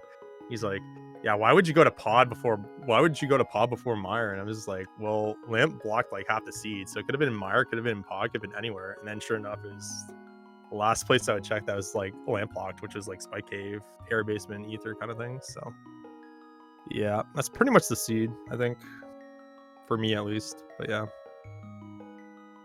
Yeah, I felt like it wasn't much of lamp, but as much as like knowing to get the hammer, because that's what happened with Geometry. They ended up miscounting the ice cave. Yeah. Already checked, and then they just left the hammer behind. Yeah, I don't like winning these ways, like when it's something like that, but it's just one of those things that, you know, it's unfortunate, it happens to everyone. I've lost countless races to like misremembering or forgetting about stuff too, so it happens to everyone. Even, you know, in this instance, even if you do use a map tracker and you just happen to misclick it, it's gonna happen, right? So yeah, it's just, again, it's just unfortunate. I'd probably put myself at like a 95% chance to lose when I was entering GT. I'm like, he's not done yet, so I'm like, it's probably Tyler Room at that point. I'm memeing. I'm like, you know what? It's probably Tyler Room. I should do it, right, guys? Like 10 minutes away in the future, and then I just like dash past. I'm like, no, that's stupid. And then sure enough, as any other sane runner would do. Yes. I thought it was a good idea there, and Jay actually said, we were chatting a little bit, he even said he was gonna gamble it too. I've done it before and lost because of it, like just, you know, not placing in my head where the other runner was gonna be. So honestly, I thought he was just gonna be ahead the whole step of the way, but just again, doing so many races, you just know to play your game and yeah, go from there. but Yeah, it's real unfortunate how it ended. Outside of that hammer misplacement, I felt like both of you routed given the circumstances, both of you routed in a way that was definitely that kept y'all at the very least toe to toe. The only like without having the hammer, I felt like if both of you missed the hammer, both of y'all would have been like neck and neck. Yeah. So yeah, for sure. That's how I thought too. Yeah, y'all did an excellent job of dealing with the seed and everything it was throwing at you as far as trying to track down the items, especially when y'all was trying to get the fire rod. Like both of y'all nearly gotten to Magic Bat like in 2 different ways, and that was pretty amazing. I pogged so hard when that road happened. I was like, that's so lucky how it went, because I skipped Skull mid. Like, shout outs to Aussie for that route decision. And then, because I know he likes to do it, like I've always talked about that. Like when we did like 2v2 co-op for SMZ3s, like, yeah, I skipped Skull mid. I'm like, why would you do that? Like, it's so long to check. And then sure enough, in our race it worked out, right? But it's like one of those things I'm like, you know what, I'm gonna skip it this time. And then sure enough, I get a fire rod. I'm like, all right, well, I'm going back now. I could route Skull clean, which was pretty cool. So I didn't save as much time, but like it ended up being cool that I was just able to do it kind of front to back. And then finding book leading back to a route of like perp chest 45 stump and bombos was really nice too. So I felt like I was getting really good bang for my buck on routing. The two like troublesome or worry spots was like I couldn't find a good time to go back to front of escape. And I couldn't find a good time to do left side swamp because I was like, I'm feeling behind. I gotta make a play and skip that, right? Yeah, I was gonna say like you skipped that. I was surprised that you went for boss first and then skipped left side swamp after Green that. pendant. Yeah, it's green MC. pendant. So I know I'm not looking at like the usual percentages. And I know that like once I got the big key, it's like, all right, go for the boss. He has an item. Green pendant has an item. We'll sack 2 items and then we'll just play Hera, Spike, and Ether next. Yeah, that's a pretty sound logic there for the trade-off. Yeah.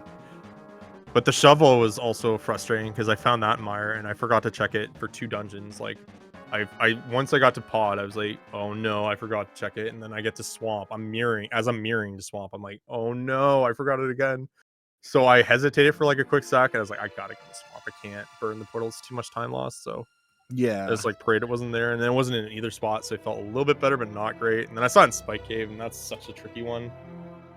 That's kind of him and hawing where I would be after that, but it's just I could see an MC shuffle maybe spiking skip a little bit more, but yeah, I don't know. It's a tough one. It's a tough mode. So yeah, like even if it is just map and compass shuffled around in the main in the pools, but Yeah, it's kind of hard to figure out where it would be, where you can narrow down your choices, where it could be, Mhm. because nothing is guaranteed in these seeds. Everything is randomly generated, and you just have to take it in stride at that point. Oh, I took it in stride. So, that was, that's a tough one, but again, just the I experience of keeping I my wouldn't mental up and not necessarily worrying. Just I not would sweating out the finish, right?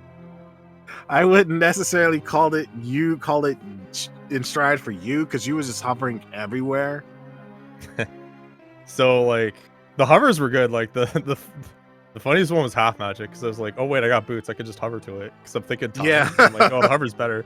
Then I get in the cave, I'm like, "Is it really worth the time that I went front to back because 'cause I'm just burning it, so it's kind of a net?" Like, I hope I get this, and I did. Ice Palace, I had to hover because, like, the bomb jump lineup's, like, kind of gone from my memory now, like, I'm not as innate as I used to be with it, like, I'd just, like, do it and it would be fine. Ah, okay. Sometimes I get it, and sometimes I really struggle with it, so the hover's actually faster even if my hovering's not great that day, and then the Moldrum one's just that's, like, I need 6 seconds back because like, it's Tower MD2 victory, I've done so much this seed. Aga 2 is pretty rough too, like, that first miss, and then I got it back on Yeah. track, but yeah. Again, it was just the mental was there the whole time, that was the good thing, it's just I don't know, sometimes I just like having the mic on and just like talking to no one, explaining out like how I'm routing, and it just like gives me makes it a little bit more calm, makes it a little more fun. I feel like when I take these too seriously, sometimes that's the trap that I think a lot of runners get into, myself included, and you just like you focus too much on like, oh my god, I'm behind, or oh my god, this. Like I know that from experience, right? But just keeping my mental positive and just like worrying about playing it out is such a good thing to have.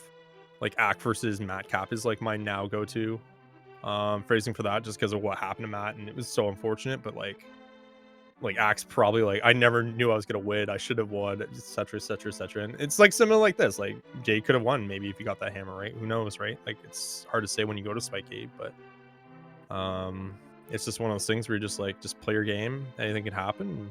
If you lose, whatever. It's fine. Yep. No, I don't think I have anything else to add on to it, unless any closing thoughts. You will be advancing on to in the from the playoffs, if I'm not mistaken.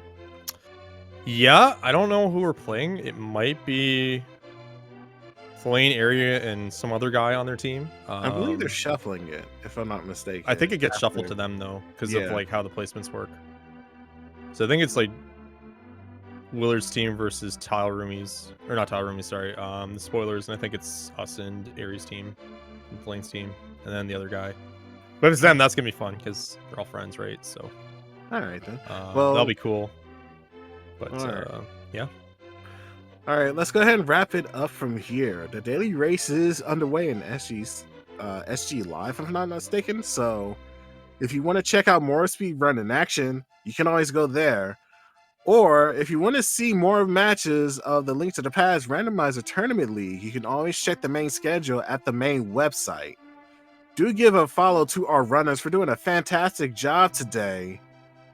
And a follow to our tracker because they are keeping us up to date with all those item acquired from our runners during the seed. And give a follow to me if you feel so inclined to, if you like my commentating. Though with that said and done, that'll be it for this race. Thank you all very much for watching.